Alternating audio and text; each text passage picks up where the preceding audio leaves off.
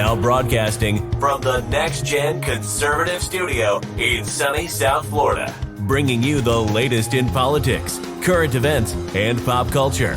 This is the Whitfield Report with Sam Whitfield.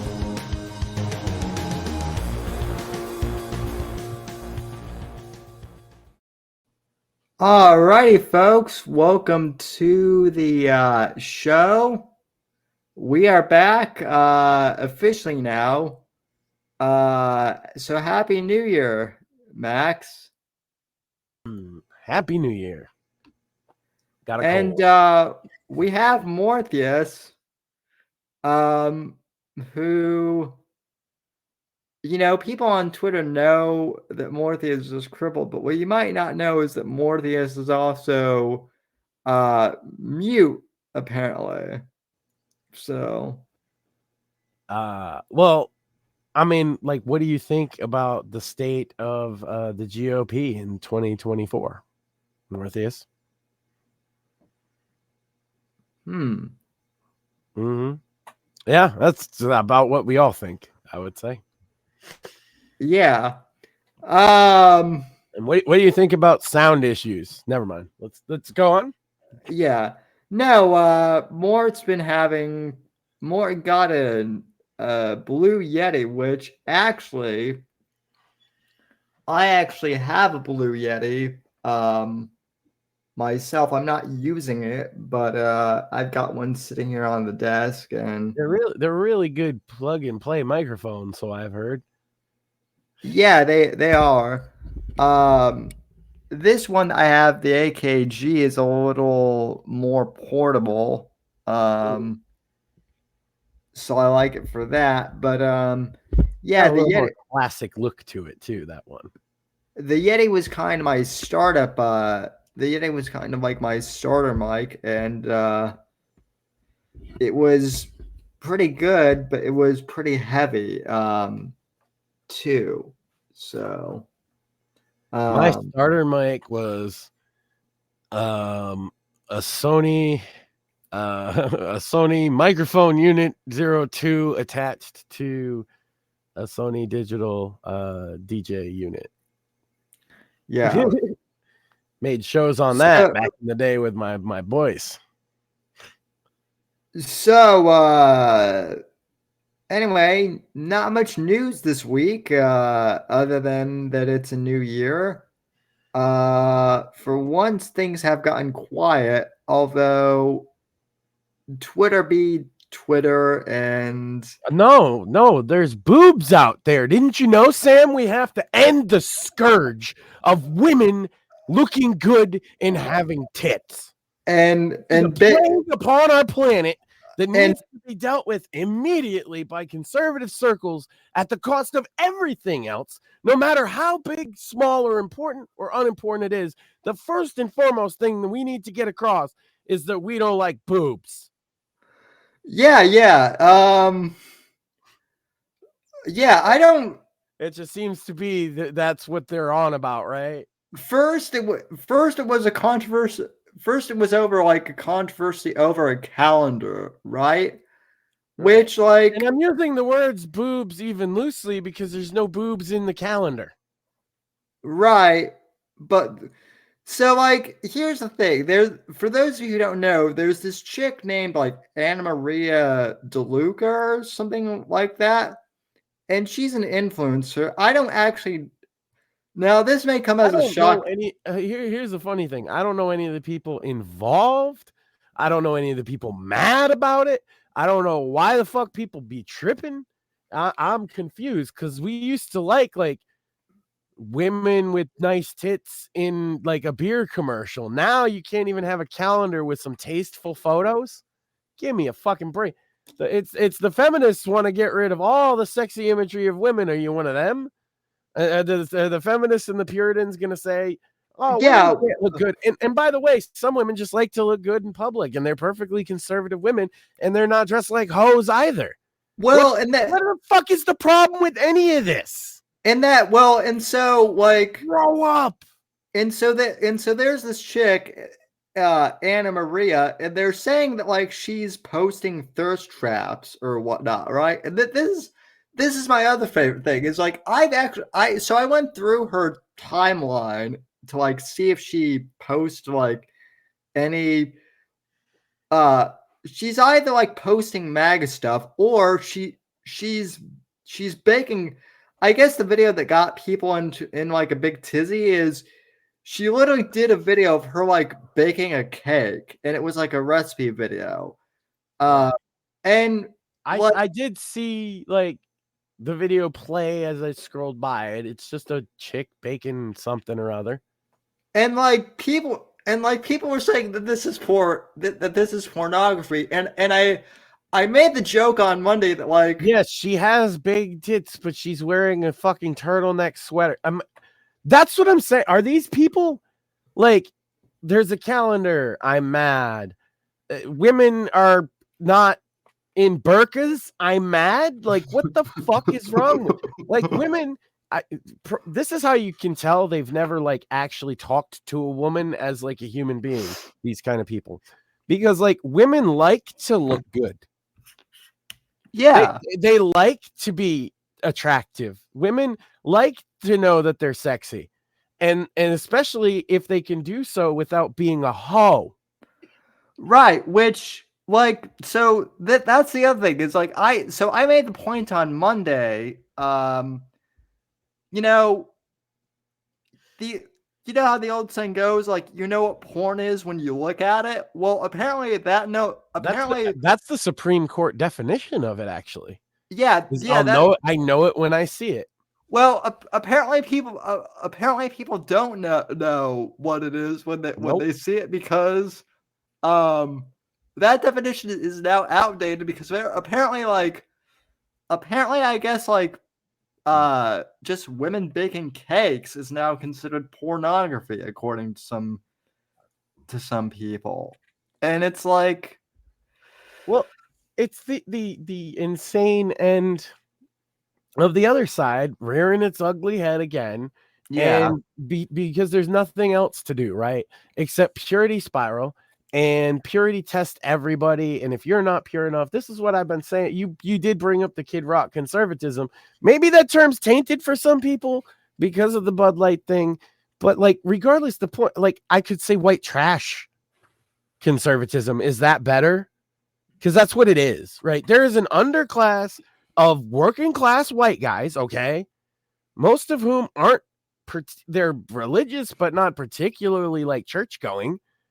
And they like that. This is a MAGA, like, oh, big fucking part of MAGA is guys that they like their football games and their monster trucks and hunting. And yes, women in bikinis on a fucking beer poster or whatever.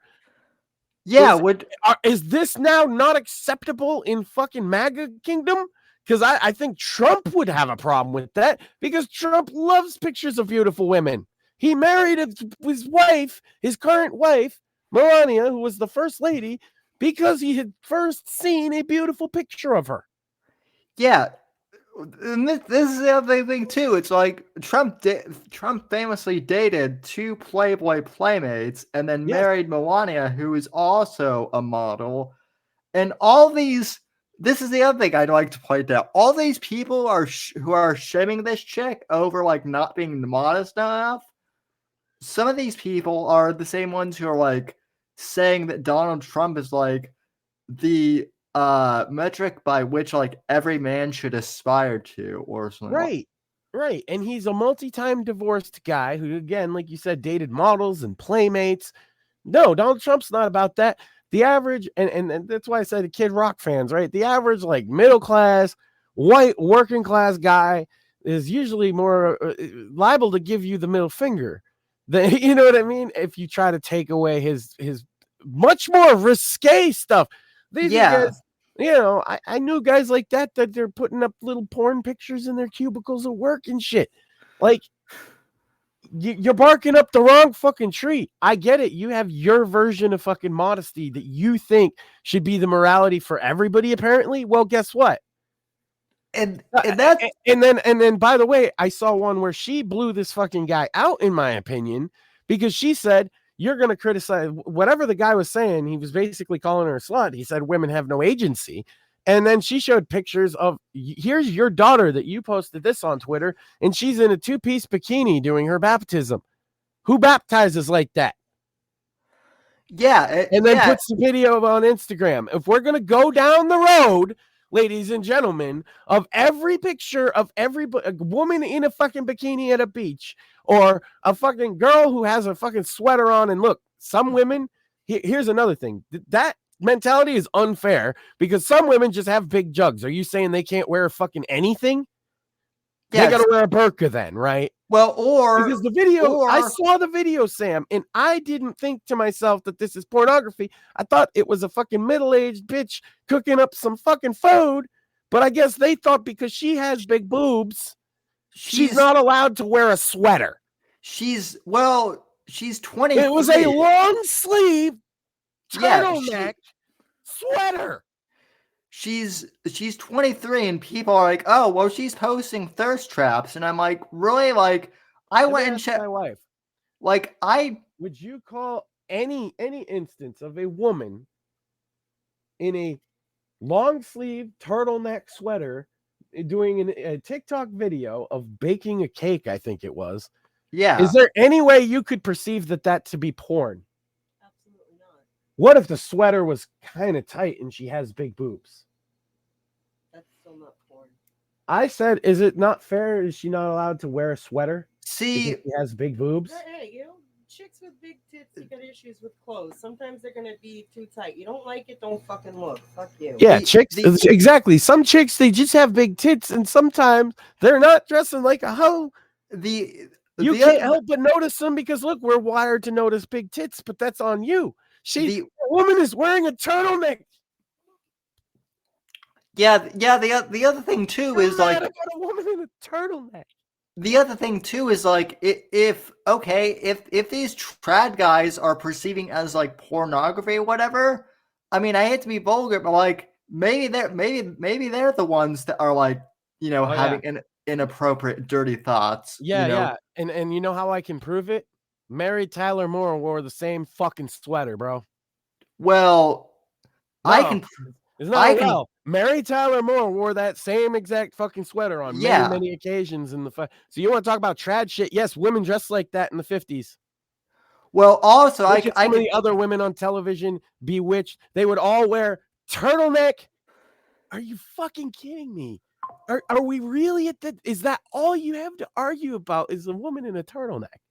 Well, also like I can also prove that like a lot of these trad dads are actually degenerate because like Jack Murphy, for example, like Jack Murphy was the big like like I never really followed him, but he was like the no porn, no fap guy, right? And then like it turned out that like he was the porn biggest and fapped all the time and did gay porn and stuff. Yeah, that's what I was gonna say. It's like not only did he like he was actually like doing like gay porn, and like so like that's why like I don't take any of these like trad guys really seriously or anything like that. And then you shouldn't model your life after Jack Murphy's big thing, right?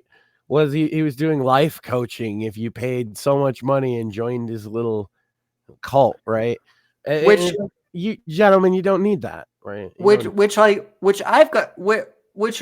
the other thing too, is like I know people aren't gonna like me saying this, but like honestly, like if you're gonna criticize OnlyFans girls, but then do like the trad life like subscription memberships, that's kind of the same thing. Well, they're hitting the same market, the same place of the brain, the same dopamine receptors. It's all part of the same thing. Yeah.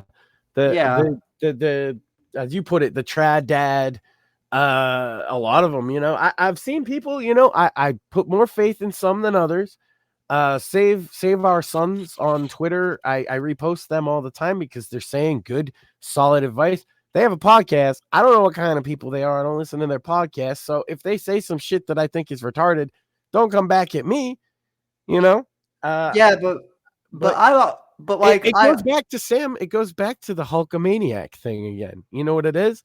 is like sometimes you have to look past the messenger if the Yeah. message is good, and sometimes you have to understand the messenger might be a piece of shit. Hulk Hogan was, like I said, he was into the drugs, he was into the weird sex, he was cocking out his wife, all this crazy shit, according to basically everybody, right?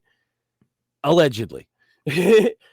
And then, but what was behind that to me as a little kid was the message of the guy saying to better yourself as a man, to love your country, to take your vitamins and say your prayers. And that Yeah. message came across. So sometimes you got to let stuff go.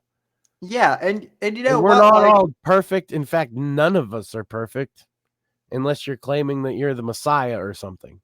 which some of these guys like unironically are claiming that they're like Christ-like or something like that. Which that's the other weird thing This is the too. last thing he would say himself, by the way. Right.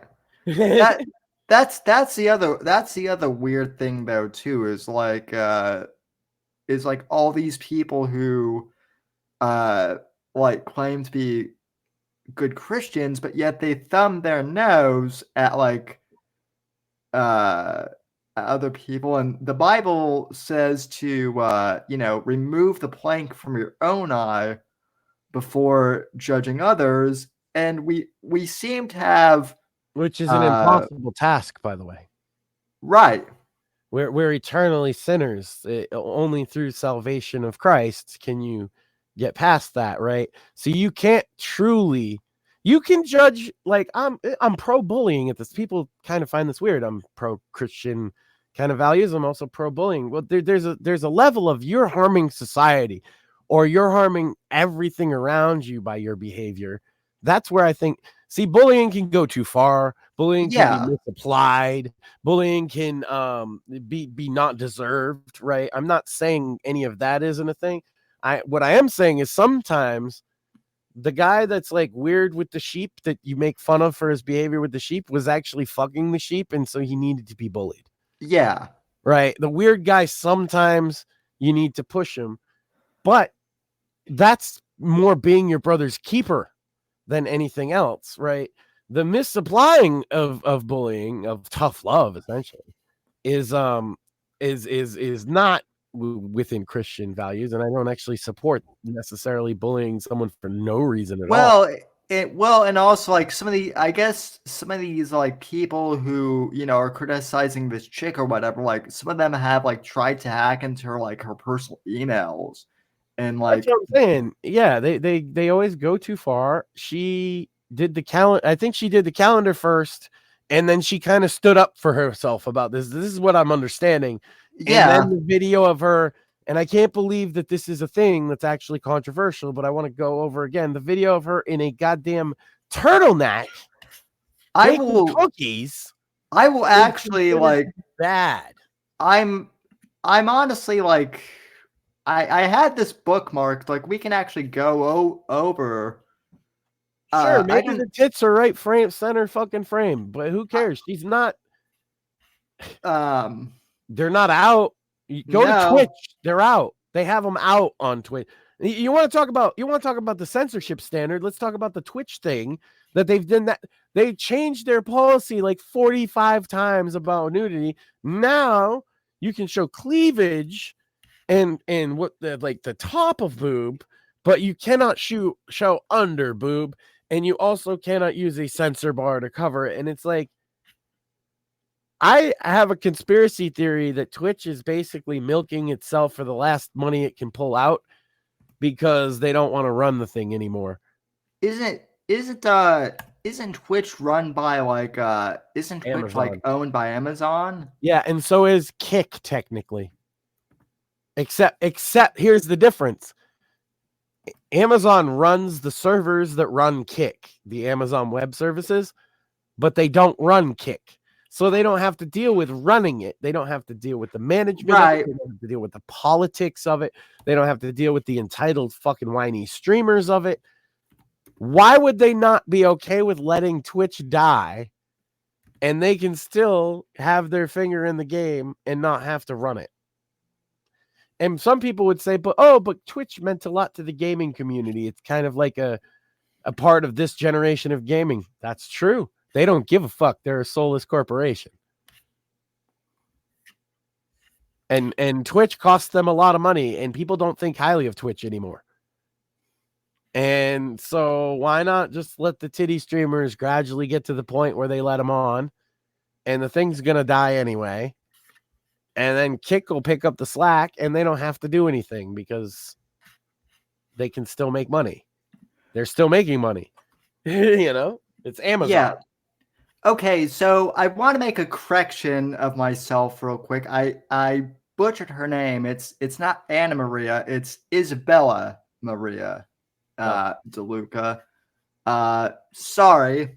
I guess I won't be having her on the show anytime soon if I'm butchering her name. I mean, at least we're not like what even is it? Is it like shaming her for her tits?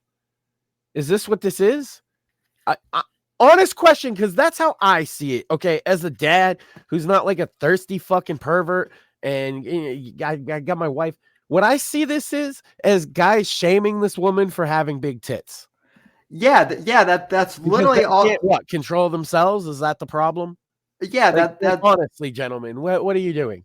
That's literally all it is. So like, I hate to be that guy, but like that's what I see going on here, because when I look at it, that's not even what I see. So, well, like, okay, there you go. So okay, hold on, the video. Let's play it. Is that I actually want your wife's opinion. I want your wife's opinion. I'm gonna play the whole entire video, and let's see, like, see what this is. Okay, so I'm gonna start this at the 0 mark. Okay, it's only 50 seconds long. Okay, and it wasn't long. okay. I was wrong. It's not long sleeve, but it's still a sweater. Okay, hitting play. Let's go. And I'm gonna mute too because I think there's music. So yeah. TikTok video probably. Yeah. Yeah, she's just baking. Okay. Yeah, speaking out about this. Yep, she's mixing.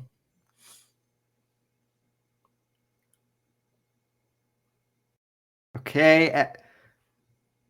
She's adding batter. She's okay, greasing a pan. Wait a minute. I get it. It is porn for them. Food porn? Well, no, both. It's like mommy housewife porn. Like, it's a bunch of single guys mad about this, right? It has to be. Well, no. It has to be, because I couldn't be mad about that. I'm just like, okay, there's a bitch baking cookies. Who fucking cares? Oh, okay, so I want to ask, like, Max's wife. I know she's not on mic, but like, did you see anything in that video that constitutes? See, I want like a woman's perspective on this, because like, as a guy, like, I could be totally off base here. But was there anything scandalous in that video?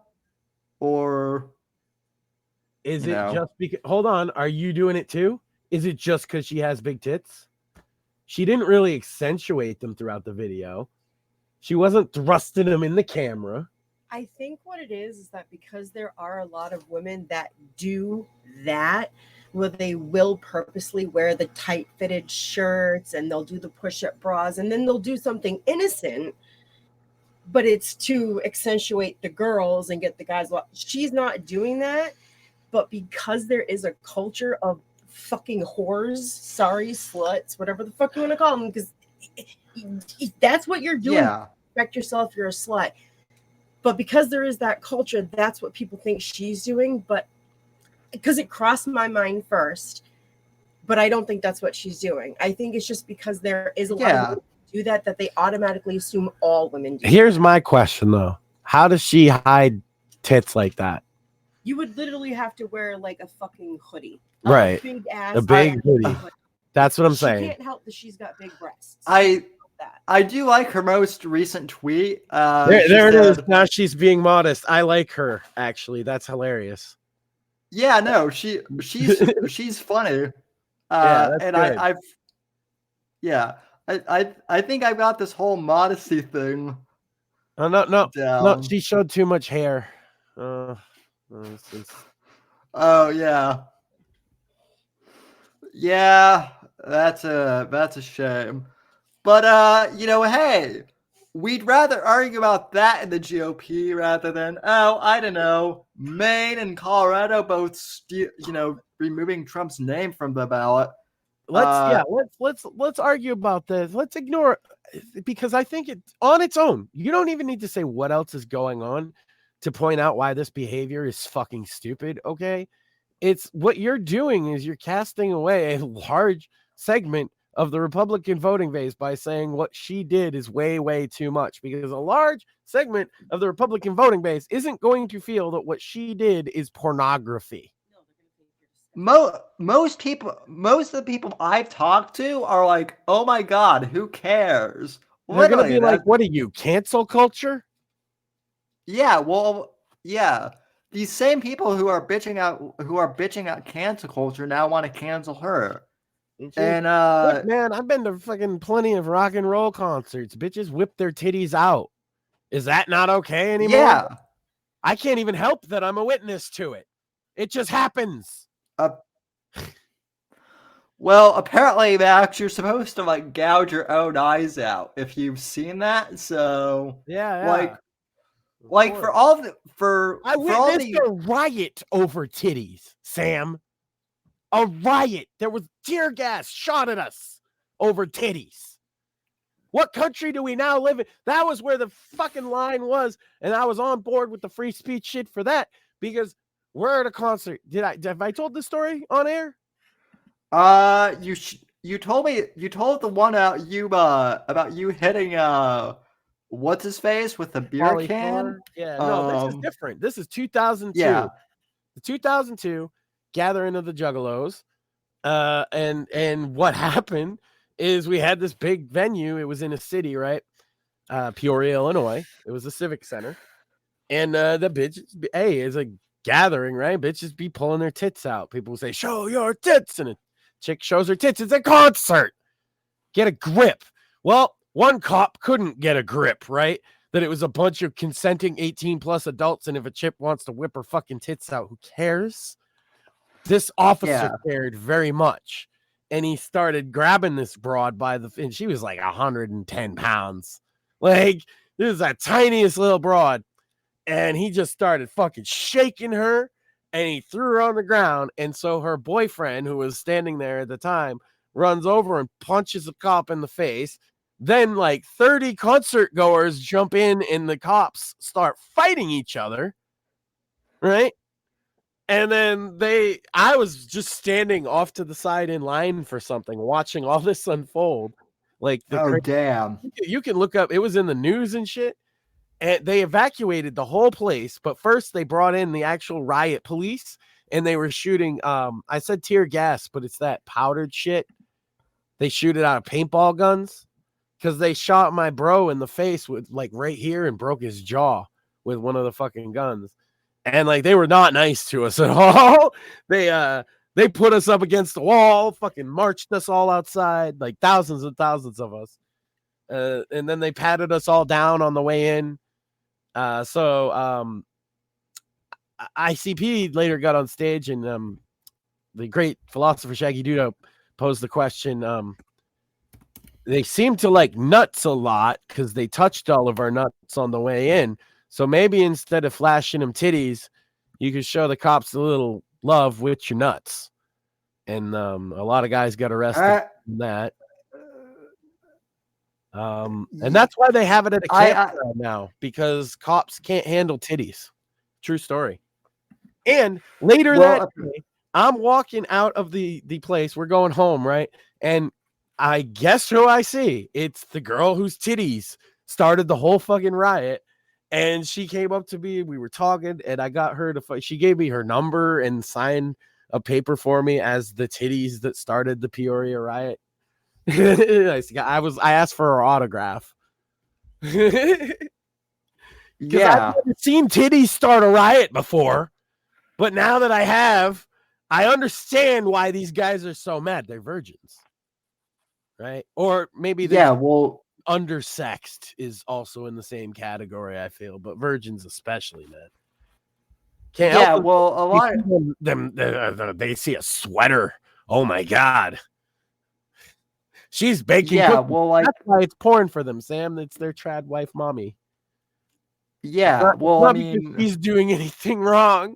It's because they're sick.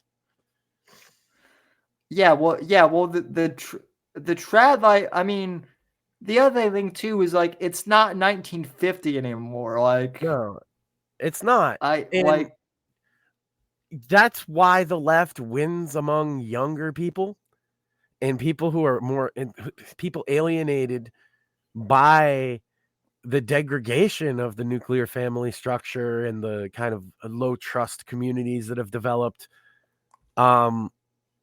We're never going to win those. We're not going to win the poor and dejected by rejecting them. yeah, I'm yeah, sorry. and Look, if you want to be Christian nationalism, we're going to push the purity of the purest pure. You're never going to get anywhere. But if you want to be a part of this big tent that's going somewhere, it's a bit of a sideshow, okay? You know, the guy at the fucking front of the parade is a multiple divorcee. You know what I mean? Who dated supermodels and strippers, and like you gotta chill, bro. You gotta chill if you want to get on the yeah, Trump train. That's all I'm saying. but And it's not that but they're not going to drive the people out. What's going to happen is they're going to get driven out. yeah, that's already happening, and I can tell you that. Like, I don't know about you, but Naturally, we don't even have to do anything for that because people are going to be. I'm telling you, Sam, it's going to be. What are you, cancel culture?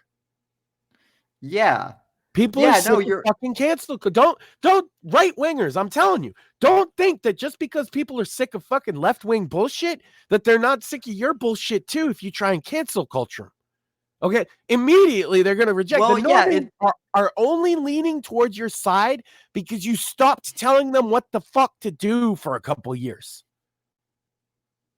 Because yeah, well, the normies remember with you telling us what to do in Iraq and what to do in the 90s and what music you can listen to. And we remember that shit, okay?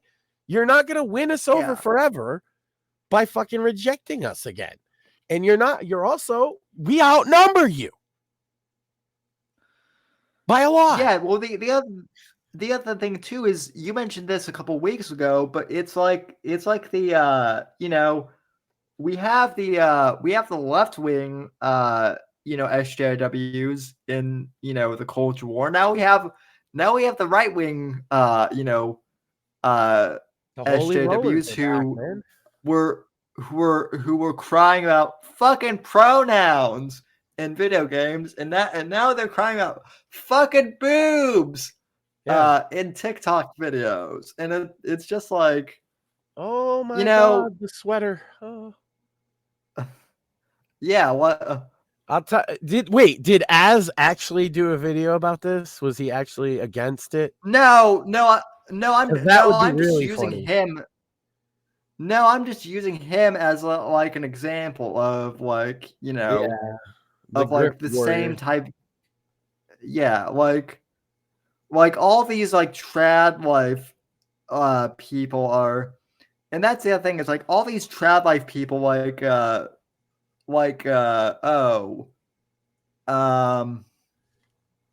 well, I know who's the guy. Oh, Andrew Tate was one of the people who was actually like criticizing this I bet. this lady. I bet. And The I guy mean, that runs the fucking porn ring. Yeah, I bet he had a lot of fucking criticism. yeah, The fuck up. Not look. People are people. You got to meet people where they're at. That's what Jesus did. It's very explicit. He hung out with the sinners, not the saints. All right. He was with the whores. He was with the thieves, yeah, because that's who needed his message the most. And we ain't gonna win by ourselves. And you want a purity spiral, you'll purity spiral me right out of your movement. But I honestly think you're just gonna purity spiral your movement right out of the MAGA movement by being too extreme. And if you Well, want to do that, that's, more power to people. But I don't think it's a good Well- political strategy if you want to make any gains. Well, and the other thing too, I brought this up is like, I can offer if- the flip if- side. It's what Kurt Doolittle's doing, like the exact If- opposite if- of that. if people go down the purity spiral, what's going to end up happening is that's how we're going to get like another Mitt Romney type candidate who fucking loses the. Like, I brought this up, like, back in 2012, we had the perfect opportunity with Herman Cain. And yeah, I know that his tax plan was a little wacky, right? Like, Shmuley and I have liked debated Herman. I like Shmuley it. and I have kind of debated like Herman Cain, but overall, like Herman Cain was the one guy who could have beaten Obama. Yeah, no, I liked Herman Cain's tax plan too, actually, but a lot of people I know didn't. That aside, though, like everyone knew that Herman Cain could have beaten Obama, and yet we threw him out of the race because, He had a chance. oh my God, he admitted to an affair that he had with his secretary 30 years ago in the 90s. But we have to throw him out because he doesn't meet the moral standards. So then we got Mitt Romney, who, or as I call him, Milquetoast Mitt, who like basically was just like a walking doormat vote for Obama. And then everyone in the GOP scratched their heads. On the flip side, right? Because you're going modern. I could go a little further back. Look who wins as Republicans. Trump is in this club too, so he can be the more recent one. But go further back than even the Bushes, because the Bushes had something else going on. But there's a little of this too. It's a personality type that wins Republicans over. It's not the holy roller. Reagan was not a holy roller. He was a Christian man, but he was not a holy roller. He wasn't as strong. I mean, look, he didn't get Roe v. Wade done, did he? No. He was very moderate, and he was a neo-hawk on a lot of foreign conflict related stuff. But it's that personality that won over, that kind of every man struggling thing. Nixon's kind of the same thing. Everybody wants to talk about Nixon's character. They'll mention Watergate and beyond. And I'll probably have a disagreeing take with most people on that. But go before he was president. How did he get there? Why did he win 49 states?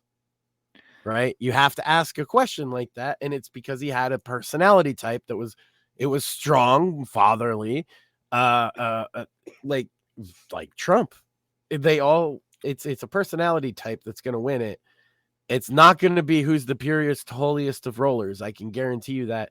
And again, trying to steamroll your moral vision onto the right-wing movement in this country is going to backfire massively. Yeah. And honestly, why we don't. This is where I come from, Sam, right? You want the metalheads, the fucking the rap kids, the juggalos, like the outsiders of society. You think that like you're gonna make it punk rock to not wear sweat, like wear burqas? Like what's they like? Who does that appeal to besides the holy rollers to ban the sweaters? Nobody, especially listen, especially if you're me and you live in Florida, like that just sounds miserable. Like in the summertime. God, yeah. So women can't wear bikinis now either, right? That was a thing they seem to be saying a lot of too. That women in bikinis just is bad inherently. Are they do they understand that there's a comfort reason that women do that, right? There's also like a practicality reason, like because I've got news for you. Like in the summertime, like a woman could be, well, not just women, like if it gets hot enough and you're outside and you sweat through your clothes, I've got news for you. Like people are going to be seeing your at least your your shirt So in the summertime, unless you True. wear like unless you wear like 2 undershirts, and even then it's not really, No, I guess sometimes. women in Florida just gotta wear burqas. That's it. All women gotta wear burqas now because some holy rollers decided. Why are we Yeah. even paying attention to those people? Who are these people? Well, and the other thing I'd like to know is like who's paying them? Like why do they have so much reach? That's what I want. That's what I want to know. I don't So know, man. I saw the quartering going on about this. I'm like, bro, you're pro censorship now? That's weird. well, like I hate to say this because I know that you don't like Tim Pool, but like credit where credit is due, Tim Pool basically has the same like take that you and I do, which is that like this is stupid when we have things like the Epstein client list like out there, and I mean, there's a lot going on to be worried about some chick's sweater. We've already spent too much fucking time on it, in my opinion. I'm just flabbergasted that people are actually doing that. And look, are you kidding me? And look, like right now in January, what would they say about a Kid Rock video or concert? Right. Well, like, yeah, I doubt these people have ever even seen like a Kid Rock video. So right. I know this one band. My wife has seen them with me. You remember Wolfpack? The band Wolfpack, and they had the strippers, and you went and she tried to get me to get an autograph from the stripper for her. And the stripper was like, what? Regardless, it's a band, okay? And their whole bit is that they have actual strippers on stage. So you're telling me sweaters are bad? So yeah, they borrowed Ted Nugent's bit from the '80s for a bit then. So no, like that's the thing is you could go back. I mean, I don't know. I like art, right? So I don't like censorship. So if there's some boobs, I mean, I can't think of any musicians or art where it's like hardcore porn. Wait, no, that's true. That's not true. Necro directed a hardcore porn.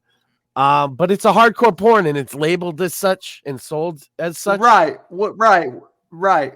You mean like, but most art that involves sexuality, at the very worst, you might see a nipple.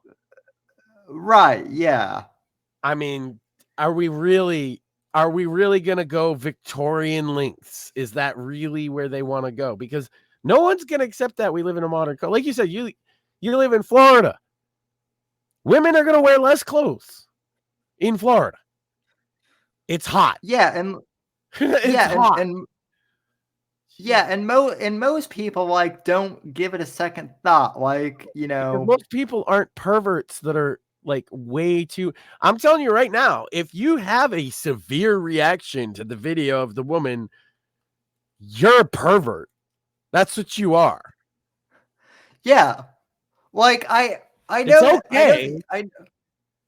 Certain things set everybody's pervertry off, right? But like, if all you're thinking about is in that video is them titties, yeah, you gotta like you're a perv. You're a bit of a perv.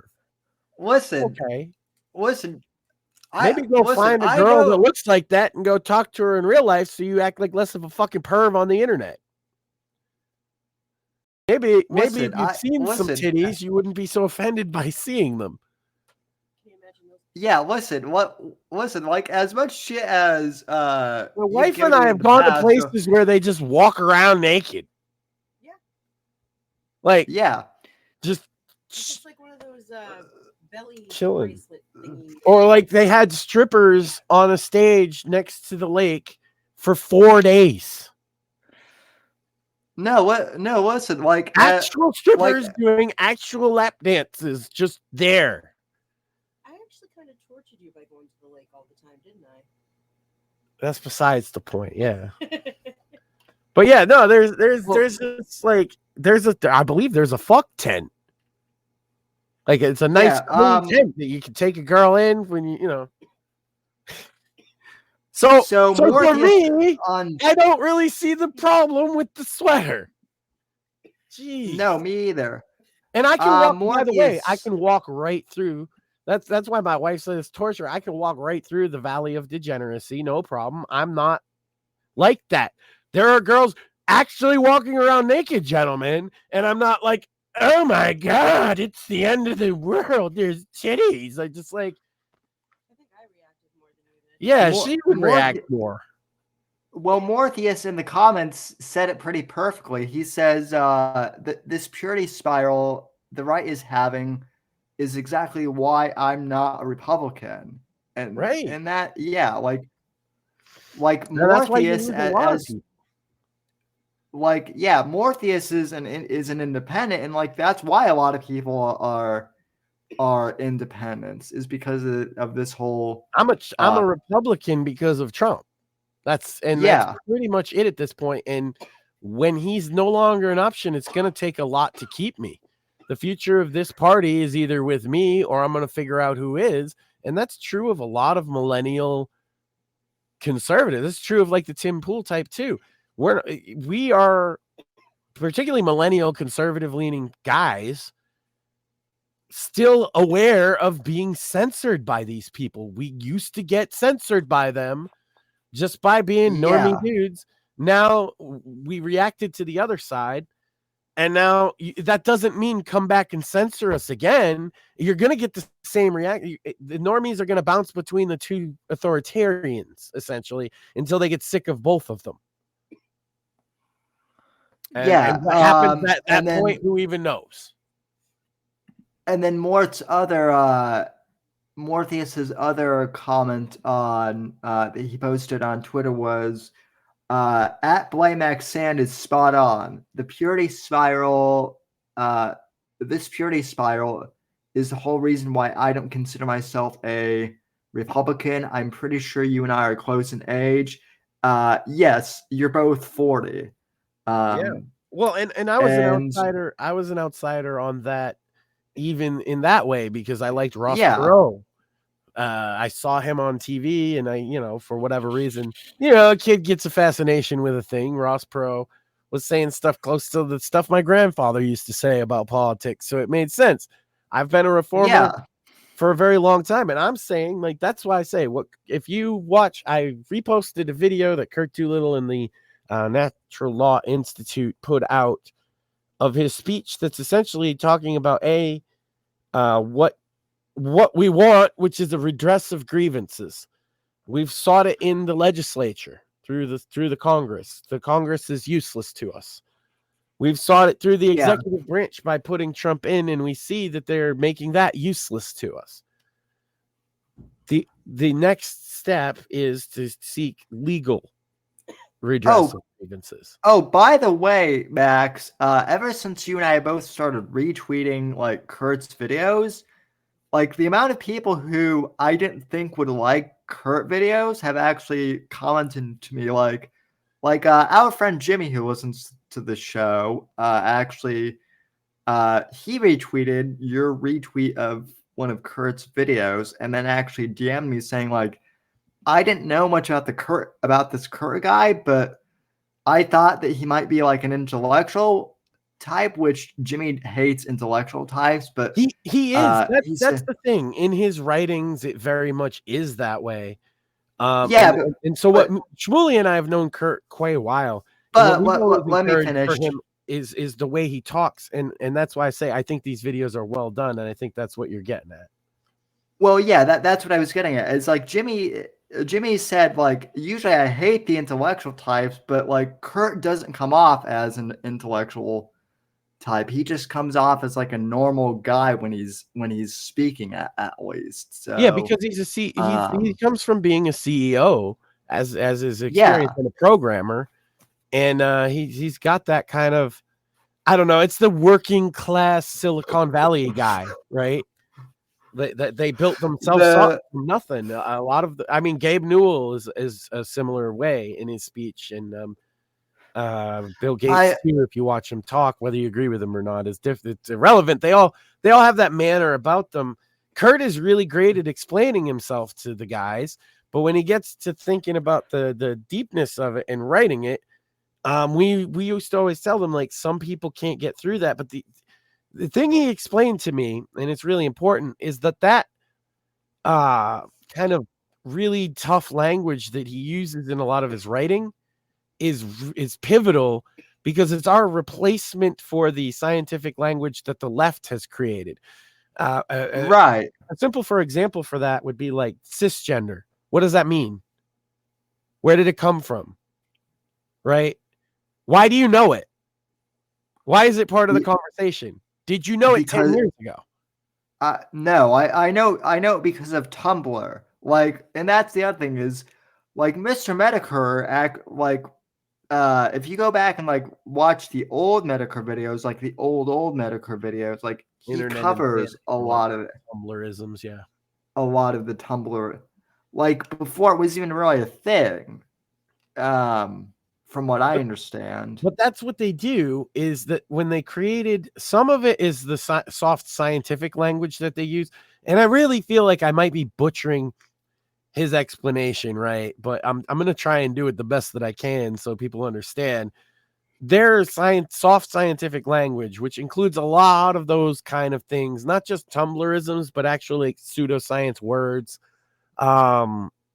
like impacts instead of feelings, things like that. They'll use words to make things sound soft to sell their stuff, right? And they change the meaning of words to do so. It's a bit of double speak.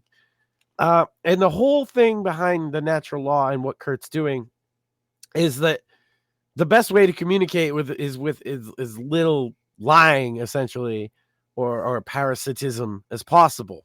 And so he's trying to nail down like a scientific language of the right that we can kind of use to counter that, because you think in language, whether you realize it or not. Right.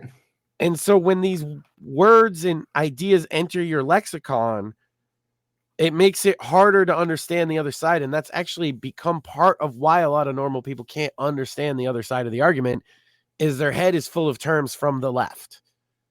So that's why he does the really deep intellectual stuff. And if you're not into that, don't bother worrying about it, because I think he explains in the few videos that they just did in the conference that I'm sad that I missed. It was like right outside Boston too. I probably should pay attention to these things. He laid out what we want. He laid out what we need to do to try and get it through the system, and what we need to do to get there. And like the goal, it might sound crazy, we're restoring Western civilization or something like that, but what the real goal is to get cases before the Supreme Court, really significant cases, and try and get our grievances heard that way, because the law system is the last. And then Kurt will often talk about a monarchy. What he means by that is that there's a judge of last resort in the system, and because of the way ours is set up, not having a monarchy, if all three branches of the government fail, there is no judge of last resort, and that's what he thinks that we're kind of lacking. Well, that's the I mean, that's the other thing too, is like Rumble, like credit to Rumble, like they're actually, we mentioned this a few weeks ago, like Rumble is actually like in court battles, even in international court, like with Brazil right now, because Brazil has restricted access to Rumble there based on hate speech laws. And of course, and people are saying it may be a lost cause, and it might be, but at least Rumble is challenging them in court, which is more than, like, I don't know, Gab does for. I mean, for the people that don't think it's worth trying to, redress things through the legal system, there's really not much for those people and I to talk about, I guess, right? But I think that that's a necessary step. I think what like maybe it fails. That's not beyond the realm of possibility, right? Like maybe we get no redress of grievance, and then these doomers or whatever get their cherished civil war or whatever. But I feel Kurt's right, is through the course of history, we're kind of obligated as, Western men to try. Yeah, I mean, I think because think not that's the trying whole big results in thing a is- lot of dead people. Just it's worth trying to avoid that. I don't know. I support I what mean, he's doing out there. If you're a doomer, you think it's all a lost cause, whatever. If you're not, and if you listen to this show, you're probably not. Go check out the Natural Law Institute, which I heard Sam might be coming to Rumble thanks to some help from a certain host of the show. Yeah, I was you made a very compelling case and then helped them out with some auto transfer, so that's cool. I'd like to see them over here on Rumble. I feel like that you also made the case that their audience is probably more on Rumble than they think, and that's very true. Yeah, well, and I can actually say that based on the metrics just on Rumble. Like we've actually gotten comments like, "Oh, well, like someone actually thought that the channel was already on, that their channel was already on Rumble, but it was just our podcast." And I mean, look, the fact that the Natural Institute is on YouTube is great. Like, I'm not mad at them, but like, they're talking about things but there's an easy tool, and they face the chance of censorship. Well, like, I hate to say this too, but like I'm not trying to be a doomsayer, but like they're saying stuff that is like by YouTube standards could be considered pretty edgy, right? So this coming from the guy that got banned for eulogizing his grandfather, you should know. Yeah. And to be fair, I have told Kurt about that, and he's aware of that. So no, I did too. Yeah, he knows it. It was just a matter. I think initially they said, "Well, we'll just put the big videos on it," and I would kind of agree with that. But you showed them there's a tool that they could just auto export, and that's great. Well, because that's actually what I did way back in the day with my back when I had the YouTube channel. I just like auto synced the Whitfield Report YouTube channel, and like looking back, I'm glad I did that because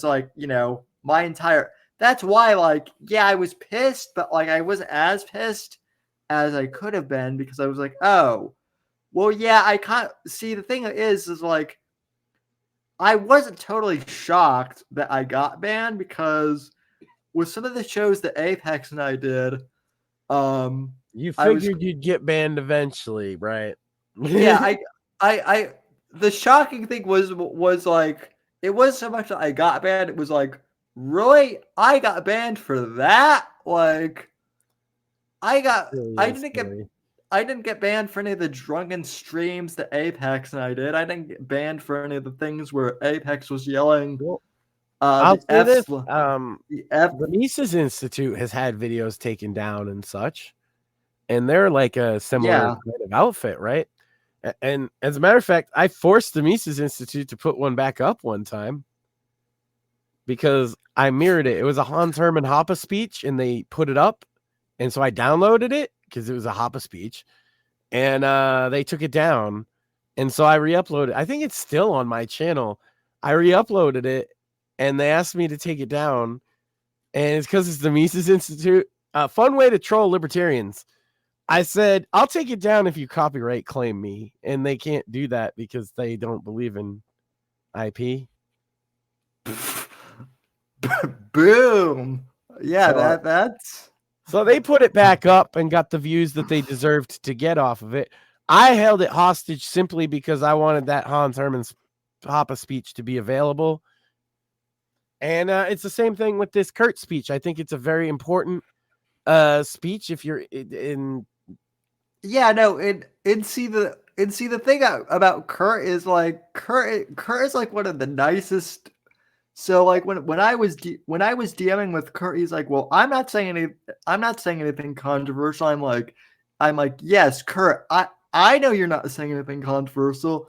We know that you're not saying anything controversial, but like what you're saying to the YouTube people is like The blue-haired, pierced shut, majored in feminist dance theory who's moderating your video, she finds it offensive.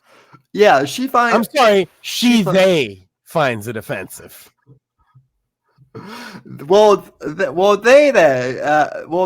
them their ex or whatever it is now. So Yeah, we wouldn't want to so misgender this person. but yeah, As like they ban Kurt without a second thought about it. Man, and that's the thing, is because his stuff is on the up and up and he's doing intellectual things, he hasn't faced as much of it because his stuff wasn't getting as much recognition as some other people. Now that he is, that's what I worry about, is he's going to be completely caught off guard by, if they come for him, it's going to happen all at once. yep.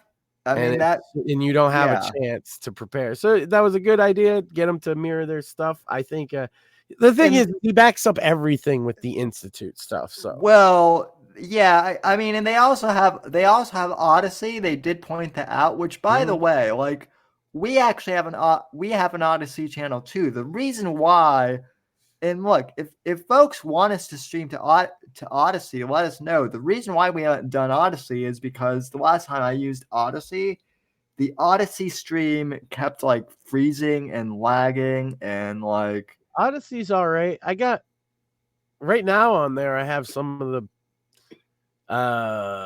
cringing over coffee episodes that I couldn't put on YouTube. Like when Dave yelling the N-word at his neighbors with a bullhorn, for example. Can't really be on YouTube, but it's fine on Odyssey. Right.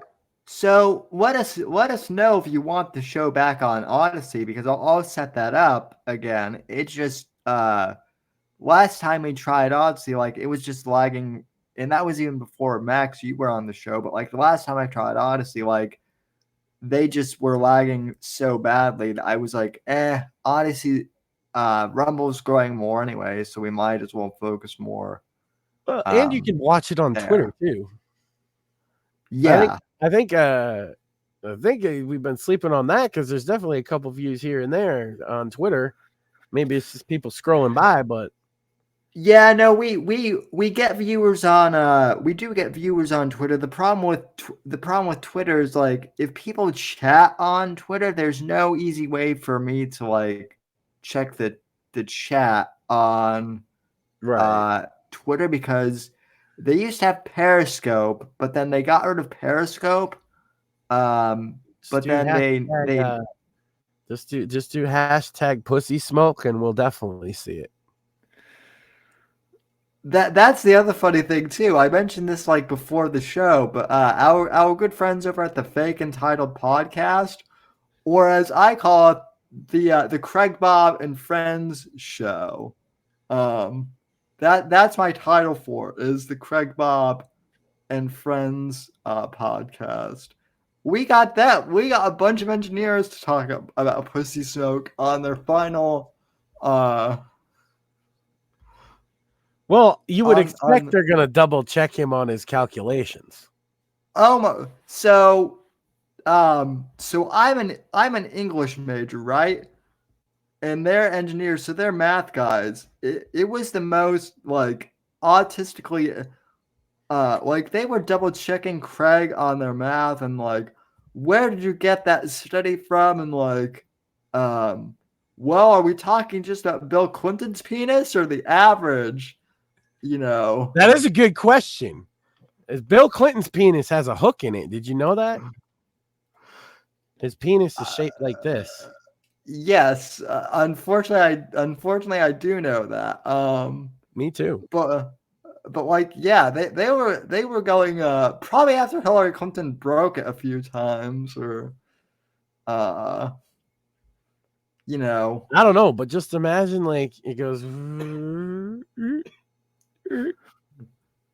That's fully like you just I don't know. Yeah, so yeah, but like but anyway, the fact that our little joke got a panel of engineers to like actually talk about that. Anything's more interesting You than the know, news cycle.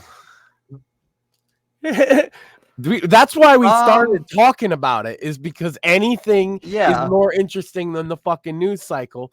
And it's been literally 2 episodes of our show and then a spin-off into the episode with engineers arguing about it, because anything is better than the news cycle. Well, the one thing I I wanted think to I've get proved my point. the one thing I wanted to get your take on though that is in the news cycle is what do you think of this whole thing with like the Harvard uh dean or whatever? What do they think that the victory is, really? That she's not going to be replaced by another raving leftist?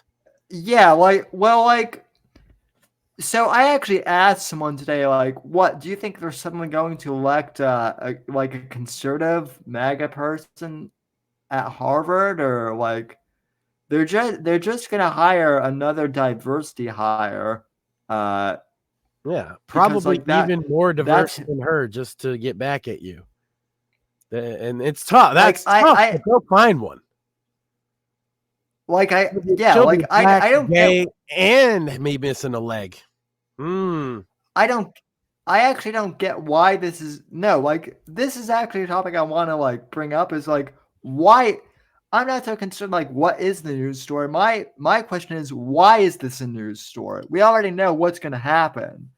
They're just like this like the fact that and by the way like also that the only line that you can cross to get fired from being a diversity hire is apparently not siding enough with the Jews, which is interesting. I don't think that should be the thing.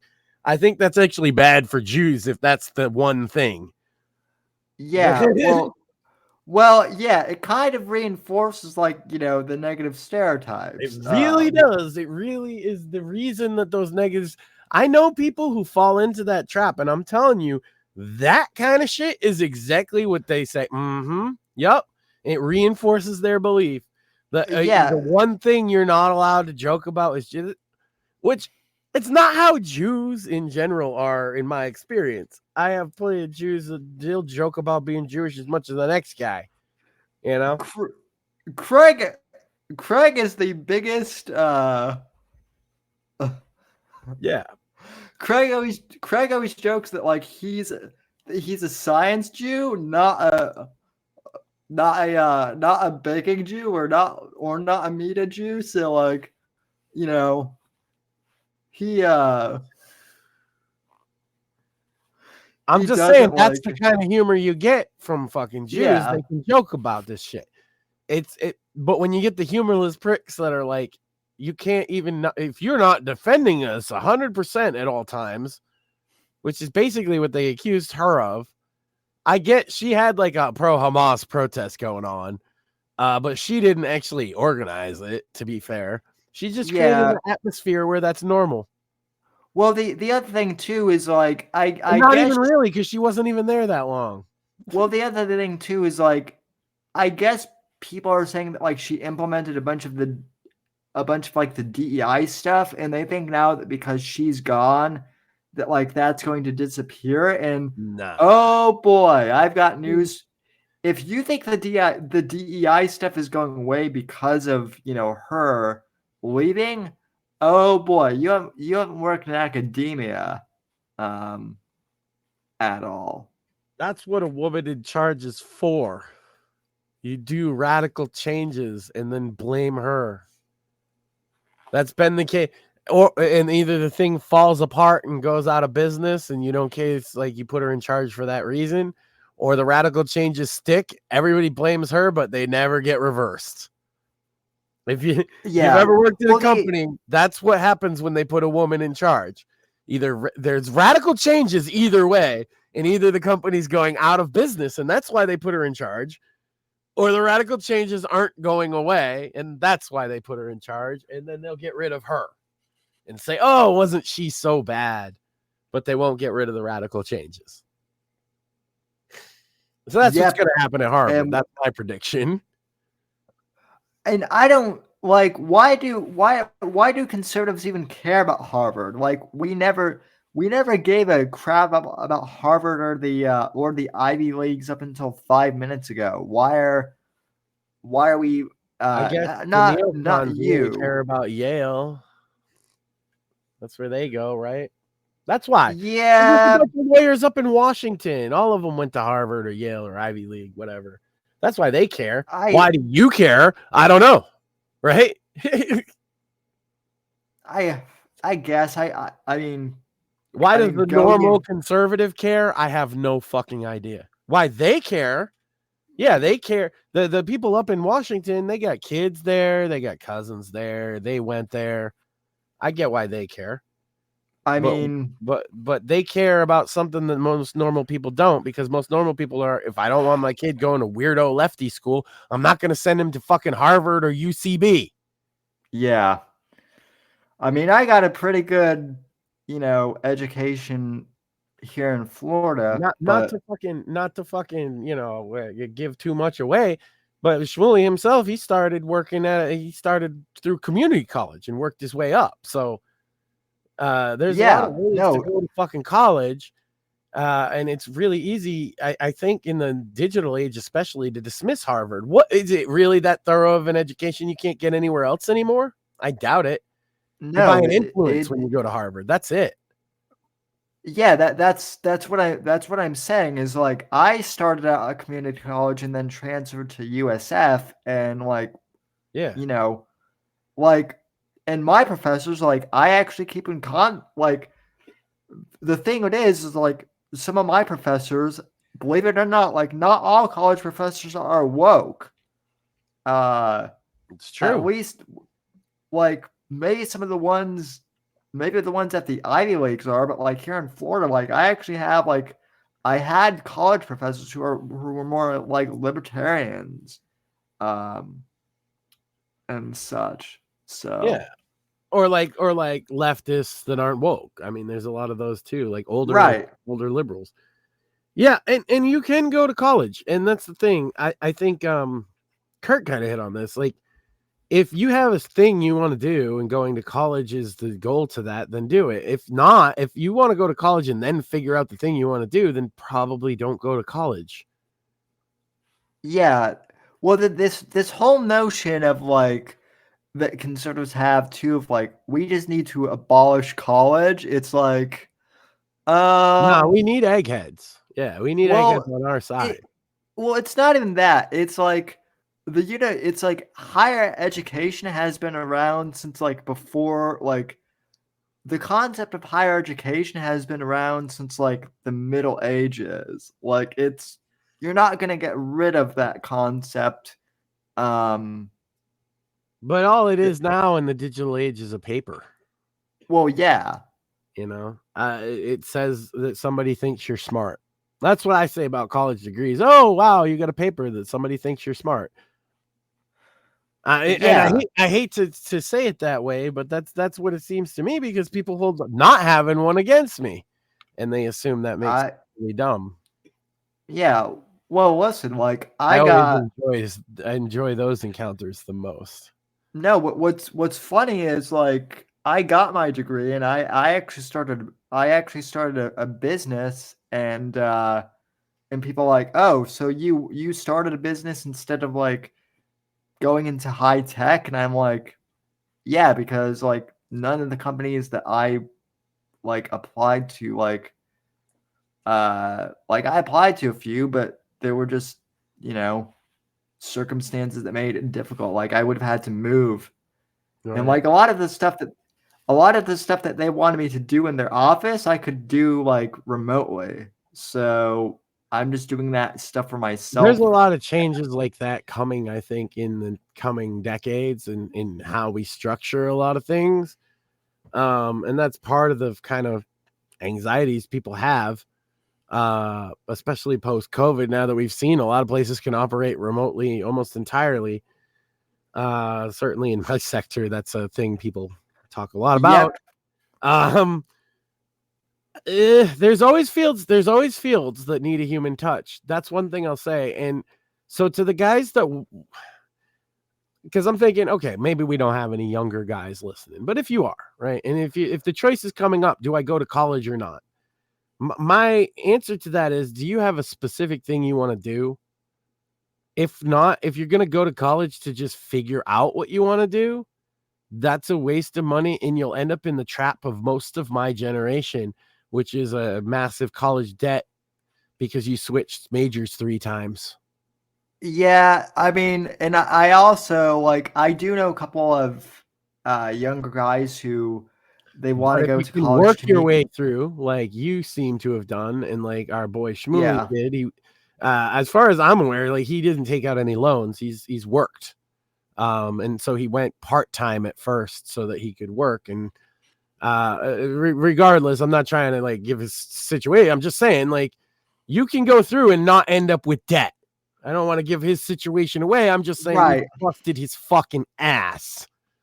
You know, I think I can give that much away. That Shmuley's busted his fucking ass over the last couple of years working to not have this massive college debt so that he comes out with an education. And also, I said, do a thing, go if you want to do something specific, and he has, right? So, Yeah, that's the situation you go to school in, and try and plan it around that maybe I am going to have to work. Maybe I shouldn't take out these loans. Maybe I should see if I can get a grant. Maybe, and here's another one, and I've told multiple younger guys this. It works for a good portion of your young adulthood. You're non-binary now. Why? Well, because you can just mark that off on a form, right? And if anybody ever confronts you about it, you feel like a man most days, but who are they to tell you that you don't have other days, right? And by doing, and I'm dead serious, guys. By yeah, doing that no, in a college setting, you've now put yourself in the LGBT camp, and you can quietly go about your business. Don't make it fucking stink. You get access to more potential grants. You'll get access to more opportunities, and all you have to do is, if you really want to be funny about it, wear a pink bow in your hair one day. look, me They being can't prove you're not. right. Not by their logic, not by their standards. And to do so would undermine their entire institution. So if you want to fly under the radar, gentlemen, be non-binary, at least on paper. Yeah. I didn't have to do it. I didn't have to do any of that, but I will say that like being disabled, like when I Yeah, was we growing up, already like had that. That was probably better. Back then, non-binary wouldn't have meant shit, right? Disabled held some sway back then, not so much anymore. well, the funny thing it is so like growing up, like my parents told me like, you know, don't play the disability card, like, you know, because we taught you to work. But like once I got to college, like my mom actually she was like, yeah, so you know how I told you never to use the disability card. She was like, forget that, play the shit out of it if you can. I So know. and I did. So it actually saved me a ton of money in textbooks um because rather than me paying for like a $500 textbook with small print, I got like free PDFs of like textbooks in large print. That's So slick. I like that. um That's advice, gentlemen. If your eyes is bad, you know. which I mean, which mine aren't even that bad, but like I do like to read larger text, so because like eye strain is a real thing for me. Sure. So like That's why I yeah, wear glasses in the front. I strained my eyes reading in low light when I was young. My prescription hasn't changed in 25 years. yeah, it's funny how like you have glasses and I like large print, but you and I both prefer white mode over most of these kids who prefer dark mode everything because I'm telling you, uh I grew up with it, but also I have blue eyes. I'm pretty sure that's part. It like our eyes are adapted to lots of bright, like snow. If you got blue Yeah. eyes, like that's why. It's a mutation that worked really well when it was really snowy out. That's why all the blue-eyed people come from snowy places. I've got Unless like you count mutations like albinos and shit. or like Geralt from The Witcher and his, mutations. Or anything in So, modernity, because you could be a but blue-eyed person and survive and have kids pretty much anywhere in the world. yeah. But back in the day, that's where they came from, is high light situations, and I think that's why I like light mode. I don't know. I just do. It doesn't hurt my eyes. Although there is a slight blue tint in my glasses, so that might be it. Morpheus says my degree got paid for because I'm crippled. Based? No, I wasn't that lucky, but my in my parents' divorce decree, basically my dad said he would pay for college. So that did work out for me. I And just got suspended so many times I never applied, and I've never needed it since I left high school. Yeah. And people say, Max, well, you seem to know a lot of shit. I read, that's my education. Yeah. I've everything I know is self-taught. Been reading Well, historical fucking works and the classics and stuff since I was a kid, so it's just kind of second nature. I try and keep up on. Well, that's the like other modern literature sucks. Just to be clear, though, like I don't like modern, like the kind of pulp of our day, but you run out of old books at a certain point unless you have a lot of money. Yeah.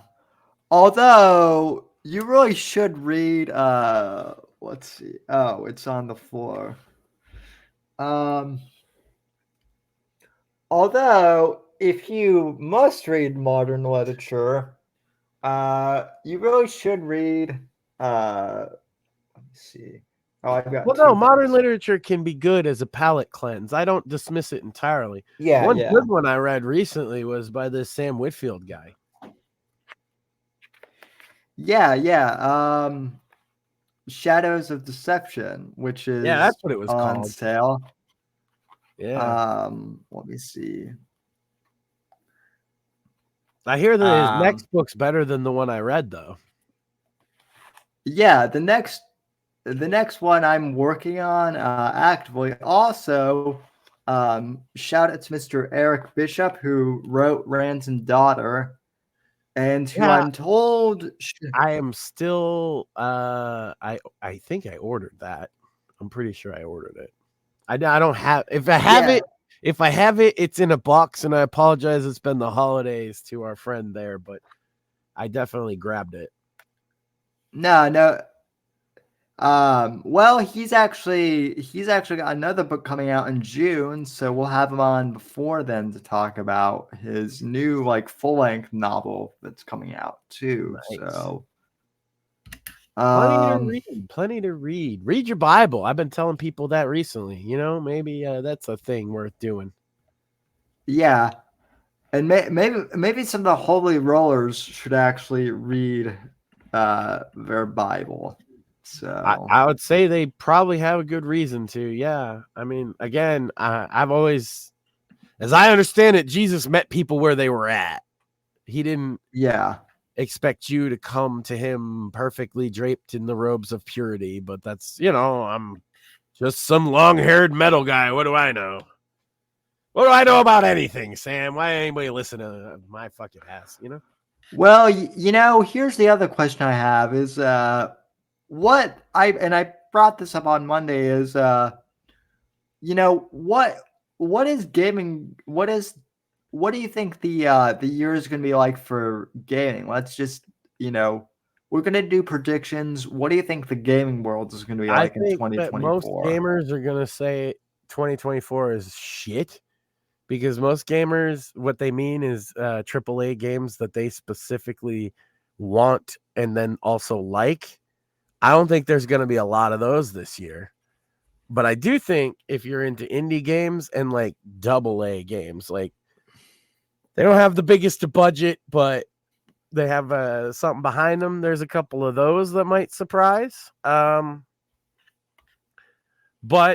yeah, I think 2024 for the kind of gamers that mostly play on consoles or only play big name games are going to be really disappointed with this year. Yeah, I mean, A lot of the bigger ones are getting delayed till next year. Yeah, there's nothing coming out like in the triple game space, and even in the indie games, I don't know what's on the horizon for. Well, that's the problem with indie games, though, is like they don't start getting hype like that real early, and a lot of them come out in early access and kind of maybe the base game isn't the best one. Like Vampire Survivors took the world by storm, and I didn't even predict. I did the first review on YouTube of that game. And it took the world by storm this past year because it's just a simple, addictive little gameplay loop. And it was like $3, right? I didn't expect that, and I didn't expect it to take off the way it did. So and it was already out by the time I had heard of it, and I was one of the first people to promote it. So indie games, like you never really know what's coming. There's a lot that I'm looking forward to this year. My God, I'll just check my fucking wish list for that. To start with, Toxic Crusaders. Have you heard of that one? Yeah, I actually have. It's a 2D side-scrolling beat 'em up in the vein of like the Ninja Turtles or something. That one's supposed to come out this year. Also, G.I. Joe: Wrath of Cobra, which is another indie side-scrolling beat 'em up game, but it looks really good. Yeah. What else is on the horizon? There's a lot. Like the other thing is there's a lot of indie games that have released in the last 2 years that have gotten such massive updates that you should go back and play them. And that list is too numerous to even start with, to be honest with you. Yeah. Well, I have too many games to play, Sam. If not one game came out this year, I still wouldn't finish what I've got. Same here. I'm still playing through RoboCop. Nice. Which, I mean, that game is fun, right? And that one, that's another example of it's a AA game, right? You didn't hear about that game until right before it came out, mostly. Like it had been announced years ago, but nobody really thought about it. And then when the demo came out, everybody started talking about it because you get to play it. Right. That's basically what I expect. There's going to be games like that in 2024, but all the big hyped releases are either going to be delayed or not what you're hoping for. That's my prediction for the year. Yeah. Well, I mean, and someone brought this up on Monday's stream that I did, but but the Max Payne, I believe I mentioned this at the end of the year show, but the Max Payne demo, the Max Payne remaster was supposed to come out in 2024, but now with James McCaffrey passing, I'm not sure if that's going to be coming out this year or what the status on that is, actually. So. Oh, Morpheus says Alex Jones NWO Wars just came out today. Yeah, this is my quick review. No. It's a meme game. It's funny as a meme. It's a bad game. Look, as a guy that plays a lot of games in that kind of genre, they could have done a lot better with it. That's all I'm saying. Yeah. It's a fun little romp, and I can't say don't buy it. If you support the idea of an Alex Jones game, buy it by all means. I did. I played it back in December. It's a meme. The Kyle Rittenhouse game what was that called? There's a game about Kyle Rittenhouse that's actually really fun. Look, some of My God, some of the Nazi games are actually kind of fun. What was it? Angry Goy 2 is actually a really fun shooter game. Okay. And it's actually done by Nazis. So, like, it's not in the pixel art, by the way, in Angry Goy 2, the pixel art is fucking phenomenal. You say what you want about it. It's anti-Semitic and racist as hell, but it's a well-made game. That's all I'm saying. Like, if a couple Nazis can do it, I feel like InfoWars could do better. And since it's not even close to as good, disappointing. Yes, I've played all the edgiest of edgy games. It's kind of a thing. You know what's a great game, Sam? The school shooter? Super Columbine RPG Massacre is a great game. Yeah, well, that's what I was trying to like. Yeah, that's what I thought you were talking about. Well, there's a bunch of school shooter games, but there's only one Super Columbine RPG Massacre. Wait, there are multiple school shooter games? Oh, Jesus.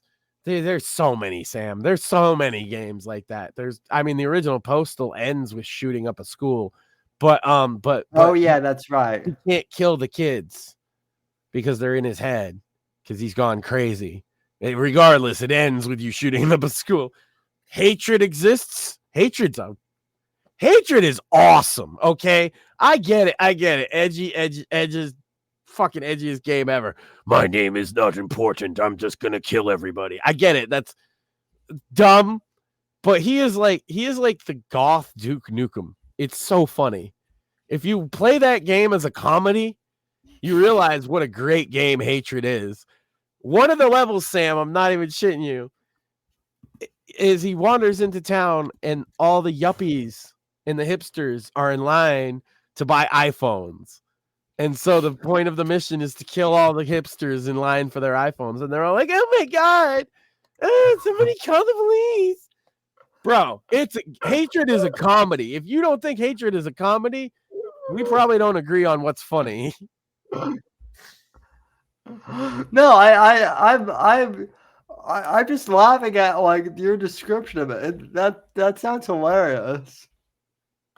So, or like in every Postal game, there's a marching band, and nearby there is either a can of gasoline and some matches or a firebomb of some kind, and the game just gradually nudges you to do the obvious and firebomb the marching band. Everybody does. If you play Postal, you will do it. You will do it. There's no reason for you to do it. You're doing it because you're a bad person deep down inside, but you'll do it. Have you ever played Postal 2, Sam? I think so. We got to get Sam on a fucking playthrough of Postal 2 and see how patient he is. You know, you can play the whole game non-violently. No, but that sounds interesting. It will just make you wait and do annoying, stupid things and aggravate you, and all the people will yell at you until eventually you go post. Like, the whole game is designed that eventually you will resort to violence, but you don't have to. That's why Postal is such a Postal 2 specifically is such a beautifully designed game. That's amusing. For example, the first errand is to get milk, right? And you can do that peacefully, but that involves you go to the store, and then the guy behind the counter is like, Allahu Akbar! And you're like, Jesus Christ. And all the people in the store are in line. You go to the milk at the back, you find it, you actually have to real time wait in line for like 5 minutes. Then the guy's going to tell you don't have enough money. So you have to go out, you have to actually walk across to the fucking bank, take the money, come back into the store. There's a whole new line of people. Wait, it gets better. You get to the front, you do it. I've done it non-violently, but I've only done that one errand because I gave up. But once you get to the front of the line and you've got the money, he says, oh yeah, I put the milk back in the box. Go get it. So you got to go back to the back of the store, get it. Come back, there's another 10 people in line. Now, all you have to do is shoot the cashier and you can walk out. Mission complete.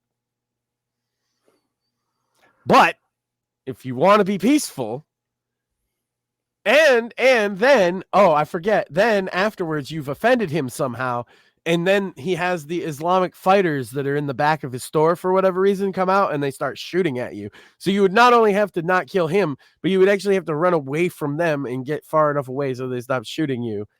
And then you could complete it peacefully. So here's my... Or you could walk in there with a rocket launcher. Yes, chainsaw. I love the chainsaw. What you do is you get a bunch of crack pipes. Yes, crack pipes. And health pipes. I'm sorry. They're called health pipes. What am I? And then you go in with a chainsaw. And you just smoke crack with the chainsaw. There's a thing on my Twitch about this if you want to see what it looks like. It's a viable strategy. It's called the chainsaw crackhead strategy. Because you're gonna get shot, but you're smoking crack the whole time, right? So it doesn't hurt. Oh, don't do that. Don't do that. Postal's a strange game. Thank God we're on Rumble, because this would have already gotten us banned on YouTube. Bro, I did this playthrough on Twitch. It's still up. You could see me I played through Postal 2.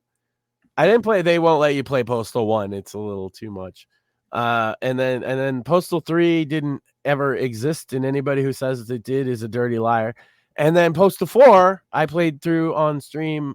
I actually haven't played through the whole thing on stream yet, though, because I think it was only up to day 3 when I played it. It was still in early access.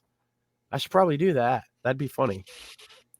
What do you think of Postal 3 has an entire amusement park dedicated to a cartoon scrotum. Yeah. His name is Brody. Morthius is saying, but for real, as far as games, I've been playing Valhelm. Which weren't you saying that like Wilhelm is like a normie offshoot of something today? Valheim is a casualized version of the more hardcore survival games, but that's what makes it good because it's a lot easier to grasp. Yeah. And then there's been other games mimicking Valheim, like the Lord of the Rings dwarf game and some others that are trying to do that. Because like the older school survival crafting games were all PvP, right? And they usually didn't have like a story or any type of goal outside of that. Whereas Valheim had the bosses and there was no real PvP. You could just team up with 8 bros or whatever. But it wasn't a PvP game, and that's what made it so appealing to many people. Because they don't like building up a base and then having it blown up by some other assholes, like your traditional survival crafting game. Including Minecraft, actually. Minecraft, people will fuck your shit up, too. People like not getting their shit fucked up. What can I say? Conan Exiles is a good balance.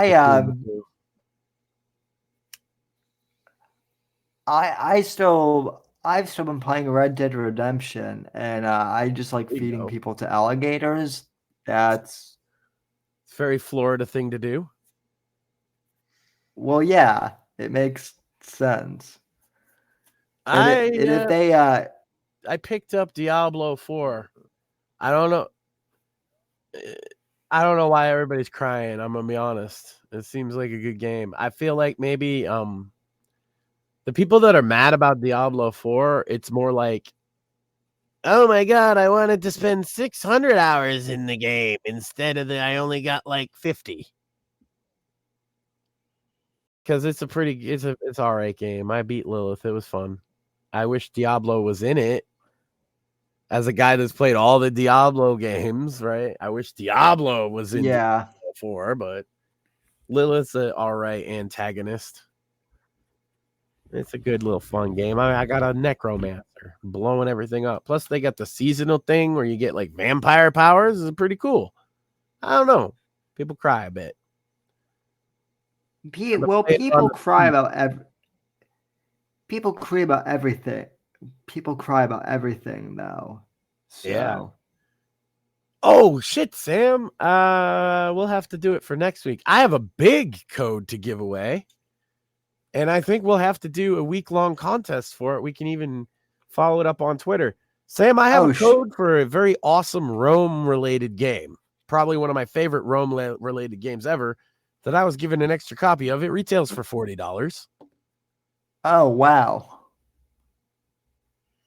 And it's it's a strategy game RPG where you play essentially as Julius Caesar.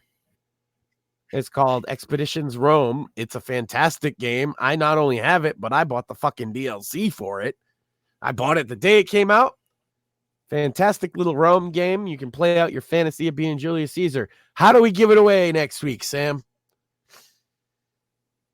I make them earn this one, I feel. Well, my suggestion would be to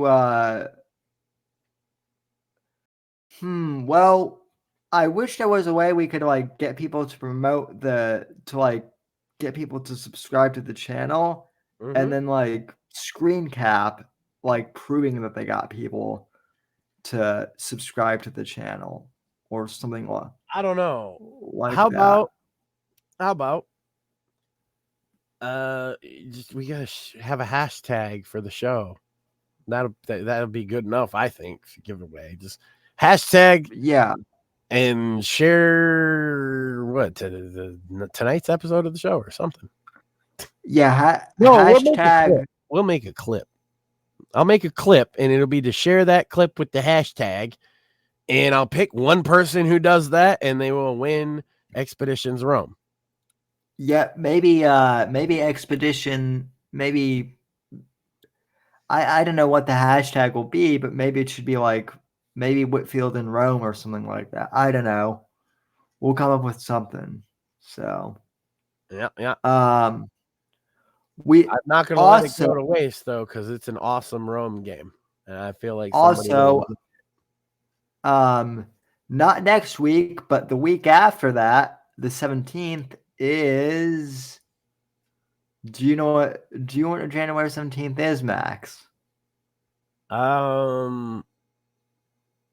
It's 11 days after the worst day in American history. No, I have no idea. It should be a national holiday at this point, but it is my birthday. Oh, all right.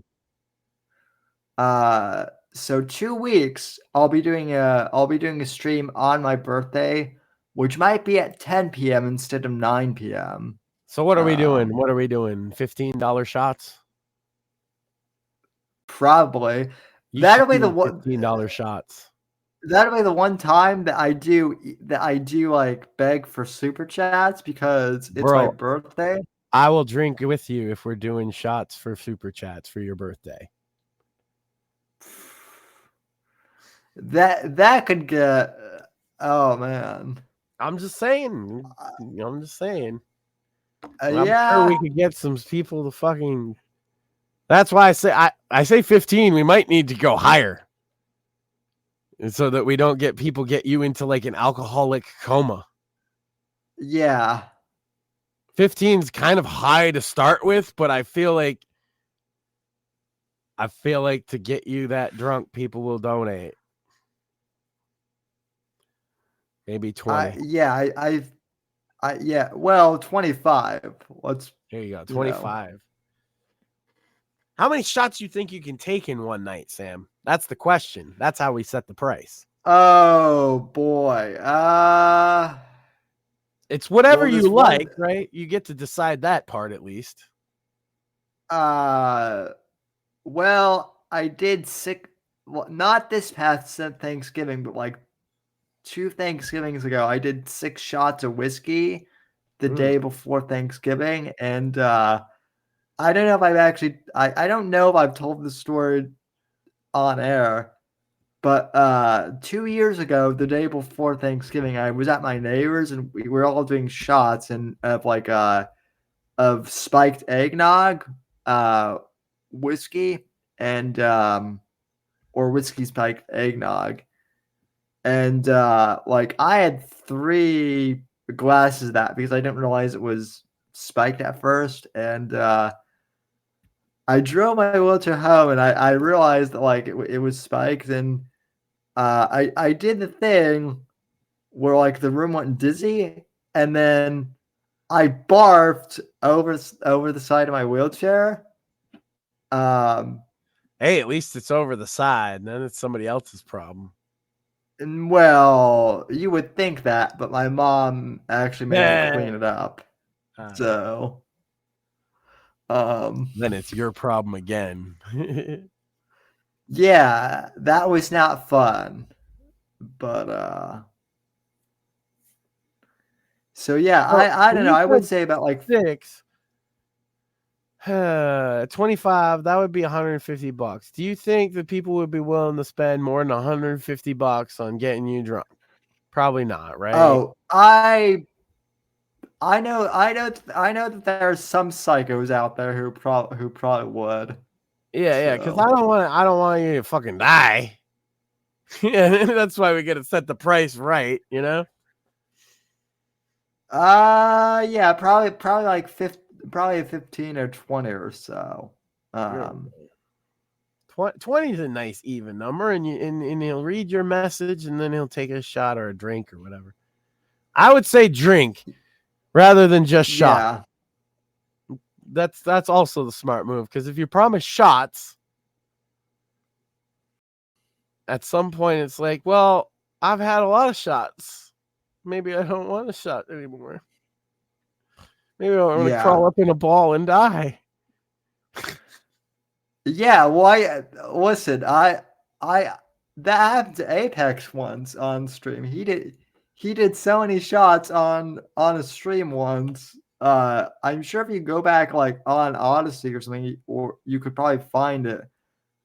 But there's one stream where he did shots of something, and he fell asleep. And I know that he fell asleep because he literally started snoring on mic, and at first I thought it was a bit, but no, he was out Johnny cold. Fox on you. Snoring on the mic. Yeah, minus the stealing game footage part, but yeah. So. Yeah. Well, everything's worse when it's Johnny Fox. Yep. So. Well, yeah. We'll give that game away. And I also will apologies to Morpheus. I will like convene with him to fix his Yeti. I bet it's one of the things that like if I were actually like physically like in Morpheus's like studio or whatever, I bet I could help him troubleshoot it in person, and it would be like really easy. I'm disappointed. I don't know. I expected like 2 hours of cripple jokes. I felt like I told my wife, I was like, I'm on a show with 2 cripple guys tonight, and she was like, "You're joking." Well, like, no. I expected 2 hours of Morpheus and I just yelling "Sir" at each other nonstop. So, but yeah, gentlemen, until next time, buy Sam's book. Don't simp. Don't be a puritanical moron. Especially if you're single. Bro, if you're single and you're flipping out about Sweater Girl, you're never going to get laid. Never. Yeah. It's never going to happen. So in other words, don't do what Nick Fuentes did today. And because he was, the funny thing is like, the funny thing is his sister makes thought videos, but whatever. I digress. Well, no, so Nick Fuentes was like flipping out about Sweater Girl, and then all the like trad dad people were like, Nick's right. And it's like, well, you guys are gay, literally. So Yeah, that's dumb. Titties are fine. Everybody likes titties. Get over it. titties are based. I'll Yeah. just say that. So Oh, cover all the women up in burkas. Let's go. but anything else to shill, or I think we've just Titties. nothing I'm shilling titties. nothing really happened. Morpheus says on Twitter, "Sir, you are a cripple." Which I know that, sir. I know I'm. You Believe did have me. to run to the bathroom earlier. I was there. I heard you. Well, apparently I can just tell. Apparently, I can teleport in now. Apparently, teleportation is a power I have. Yeah, guys, I'm sitting here before we go on air, right? And Samwood had gone away, and I'm just looking at his background, right? And we hear him start to speak, and my wife was sitting here too.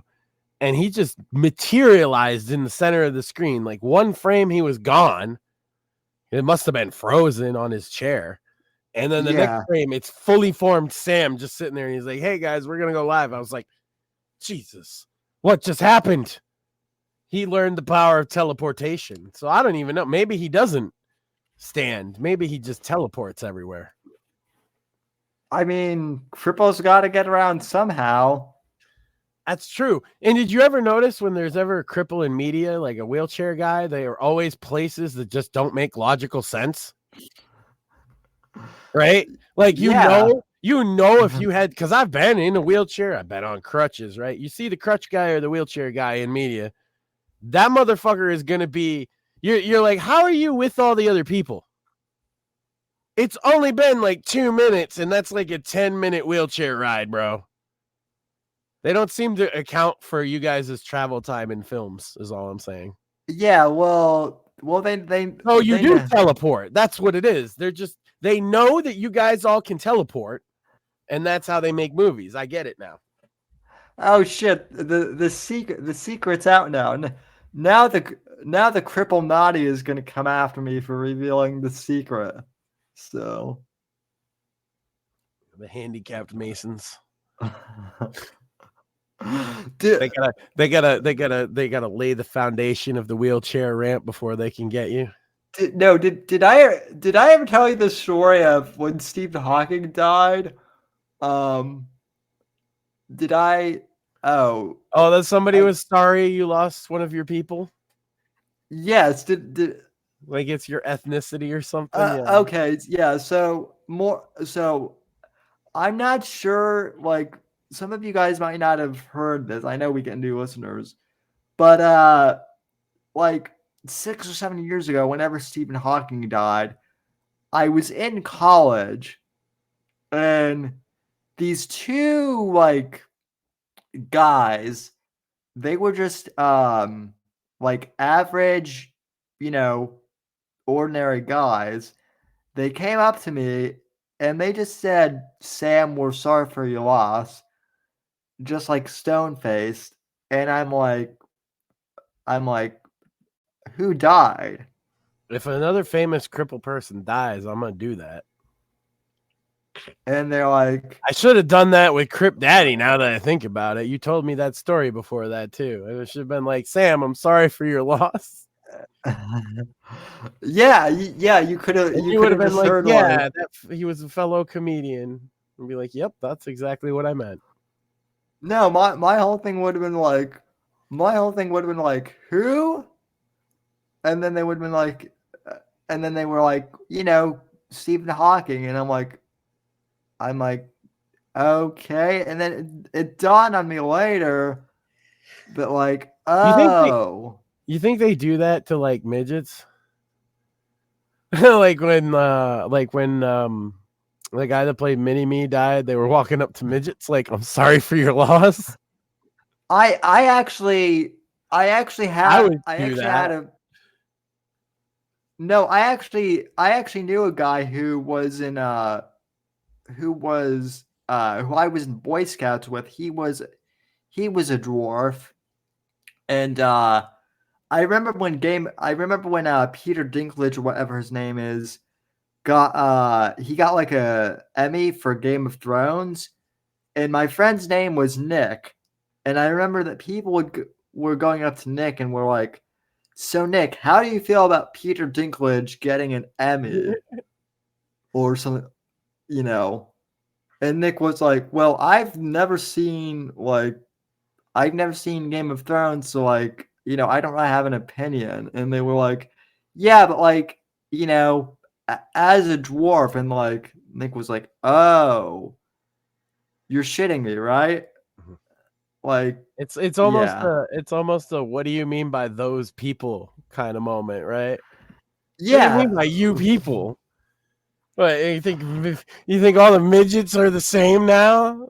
All the cribbles? Oh man. Yeah. I do that when people make Irish stereotypes. I get like super serious about it, like I care, just to fuck with them. Yeah, no, What do you I'm the mean same by way. that? Yeah, you think that's real funny, don't you? That says a lot Yeah. about you. Yeah, just fuck with them hardcore, like Yeah, no, and then once I realized what they were, and then once I realized what my, what those guys are doing, I did just that. I'm like, why would I be? Why do you think I would feel sorry for Stephen Hawking's? Like I didn't know him. you got it all wrong, Sam. They meant your kind, as in like geniuses. Well, There you go. yeah. That's what it was. They were like, Uh, "Oh, a fellow genius died. Sam must feel bad about that." uh, yeah. That's how I should have taken that. So, Yes. Yes, we'll all miss him at the Mensa meeting immensely. uh. All right, have we fucking burned every bridge yet? I Never don't seen think. a bridge I didn't want to burn. I mean, we haven't insulted black people or Hispanics yet, but I think for this week that we've done enough damage. So, That's true. I why usually is stick up for them. why is I'm seeing now that like Trump and Epstein are trending on Twitter. And Whatever's trending on Twitter is usually just like people saying, "Why is this trending on Twitter?" I see Epstein, oh yeah. Boston, Bill Gates, and Slash, which is a pretty wild night out, if you ask me. Epstein, Bill Gates, and Slash on the town in Boston for the night. Something crazy is going to happen. Yeah. I'm sure that's what it means, right? Trying to discern meaning from the meaninglessness of Twitter. I don't care if you say formerly Twitter on your emails to me, Twitter, you're still Twitter. Yeah. You know why? Because I go to my actual like first homepage is twitter.com. Yeah, that's the thing is it's twitter.com. That's where I go. Yeah, I actually tried to go to x.com and it didn't go anywhere. Right. Well, it did go somewhere, but not where I thought you should try it with 3 X's next time. I mean, that's pretty much where it went. Yeah, I bet. Yeah. We're on the Twitters there, so we'll do a Twitter contest. I'll come up with something. I'll give away a game next week. And then we're apparently getting drunk on Sam's birthday. Yep. And maybe having a few guests too. So that's right. All the guests. We need everybody. We need everybody except Johnny Fox. He can sit in the chat. No, I mean, I'm pretty sure that what would be hilarious is if I just invited Johnny Fox on and then he was just like, no. So That's true. You should invite. Does he have you blocked? He has me blocked like a motherfucker. Just ask him on and be like, hey, come on the show. Just to see if he says no, because he's gonna say no. Say, you know what you do is you say, I've been watching some of your videos about Bookie. I really would like you to come on the show and talk about it. Johnny Fox live. Yeah, no, he still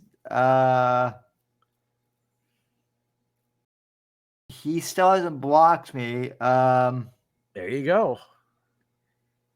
He's But for serious guests, I'm sure it'd be nice to hear from Apex. yeah. Plenty of other people that it'd be fun. Maybe Shmuley will stop by and grace us with his fucking presence for once.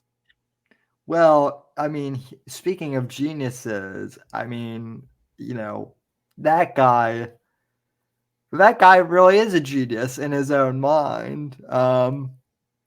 So there you go.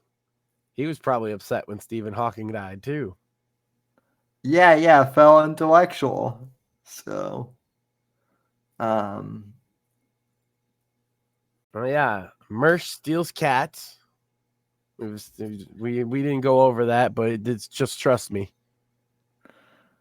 Yeah, well, apparently he has like he breaks into Jewish people's houses and steals their cat. That's what I was told.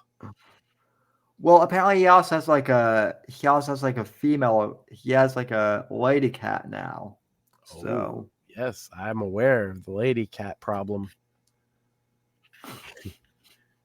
Pod Awful did a whole Grinch style fucking Christmas story about it.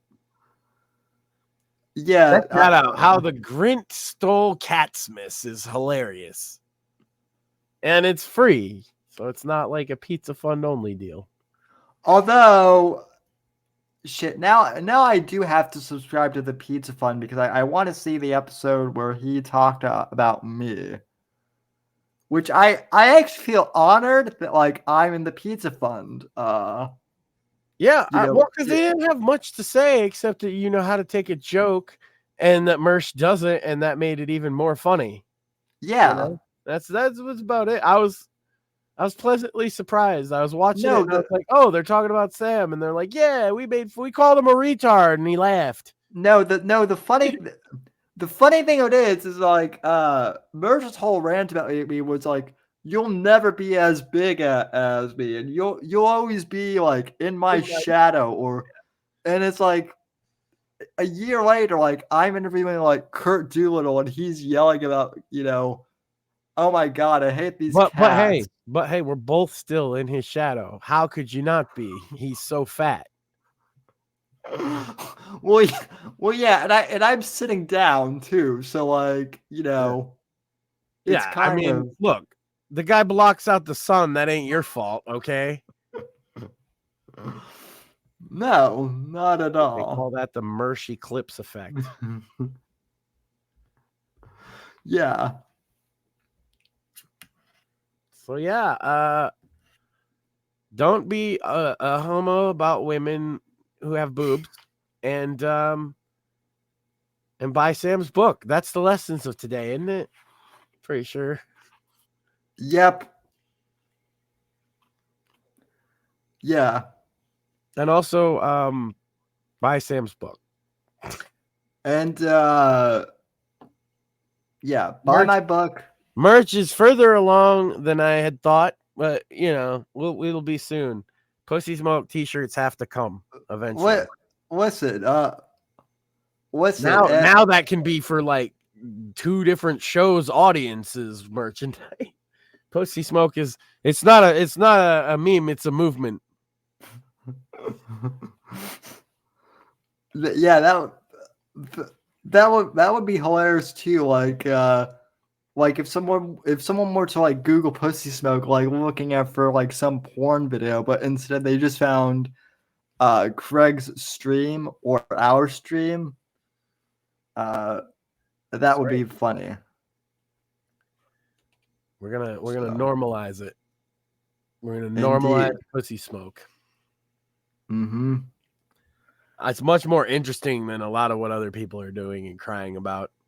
And hey, you're never gonna get pussy smoke if you're so horrified by titties.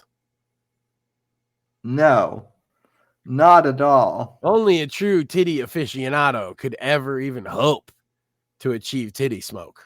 Pussy smoke, even titty smoke. That's a whole different. Oh my god! Now we got a whole different set of calculations to figure out. Titty smoke is one that I'm pretty sure. I mean, I'd volunteer to calculate that. So, but that's What a I whole was nother. thinking. I was thinking is some of the guys that love to simp on Twitter that I'm always making fun of might be a great job for them now to be a Twitch mod, right? Because now you get to determine if under boob is okay, if side boob is okay, if you know what I mean? Like you get to like look at boobs all day essentially. Like Twitch mod seems like a good job right now. Yeah, it does. So just get to determine if the titties are acceptable or not, you know. So you got to look at all the titties. There's a lot of titties on Twitch. That's all I'm saying. I mean, I'm sure them all. Sorry. That's true. But that's true, but damn it, I'll sure try. That's right. Get this man a fucking and with gallon that, of lube. And with that, folks, I think that'll wrap up for the for the first Wednesday show of the year. Thank you all for tuning in, and thanks Max for co-hosting, and thanks to Mort for big shout out to Morpheus. He was a great guest tonight. He really added a lot to the show, I think, and I'd love to have him on again in the near future. Yeah, really insightful. Really insightful commentary. Yeah. So, but that's why he gets paid the big bucks. Yeah. Anyway, folks, we'll see you next week, and take care. Thanks for listening to The Whitfield Report on the NGC Network. Please visit Sam's website at www.thesamwhitfield.com and support Sam on Patreon at patreon.com/Whitfield Report. Until next time, God bless, God save this great nation, and God, freedom, legacy, in that order.